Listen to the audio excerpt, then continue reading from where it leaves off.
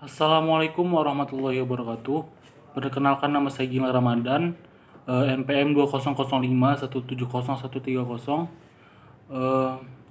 Prodi Akuntansi, Fakultas Ekonomi dan Bisnis.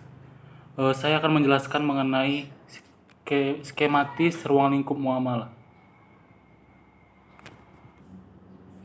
Muamalah adalah hubungan antar manusia, hubungan sosial, atau hablum minan nas. Dalam syariat Islam, hubungan antar manusia tidak dirinci jenisnya, tetapi diserahkan kepada manusia mengenai bentuknya.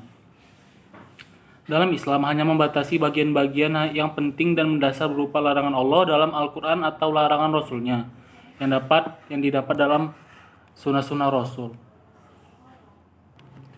Dari segi bahasa, muamalah berasal dari kata amala yu'amilu, muamalat yang berarti perlakuan atau tindakan terhadap orang lain, hubungan kepentingan seperti jual beli, sewa, dan sebagainya.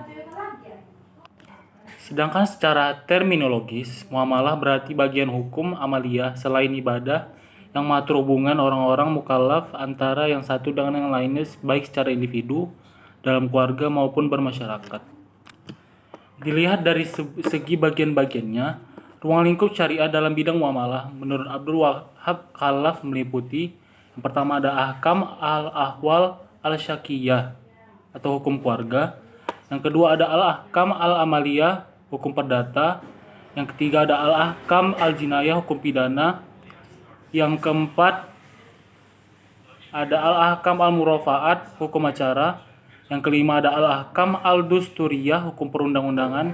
Yang keenam al-ahkam al-duwaliyah, hukum kenegaraan. Yang ketujuh ada al-ahkam al-iktisadiyah wa al-maliyah, hukum ekonomi dan keuangan.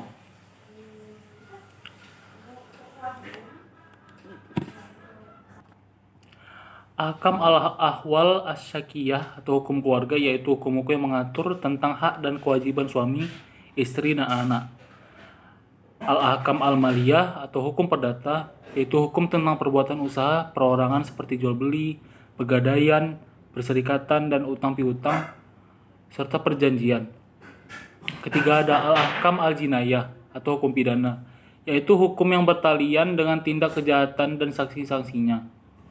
Yang keempat ada al-ahkam al-murafaat, yaitu hukum acara, yaitu hukum yang berhubungan dengan peradilan, persaksian, dan sumpah, atau hukum ini dimaksud untuk mengatur proses peradilan guna merealisasikan keadilan antar manusia. Yang kelima ada al-ahkam al-dusturiyah atau hukum perundang-undangan, yaitu hukum yang berhubungan dengan perundang-undangan untuk membatasi hubungan hakim dengan terhukum serta menetapkan hak-hak perorangan dengan kelompok.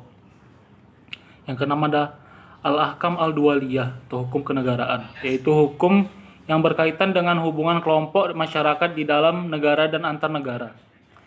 Dan yang terakhir ada al-ahkam al-iktisadiyah wa al-maliyah atau hukum ekonomi dan keuangan, yaitu hukum yang berhubungan dengan hak fakir miskin di dalam harta orang kaya, mengatur sumber-sumber pendapatan, dan masalah pembelajaran negara. Sekian dari saya mengenai penjelasan muamalah. Dikurangnya mohon maaf. Billahi taufiq wal hidayah. Assalamualaikum warahmatullahi wabarakatuh.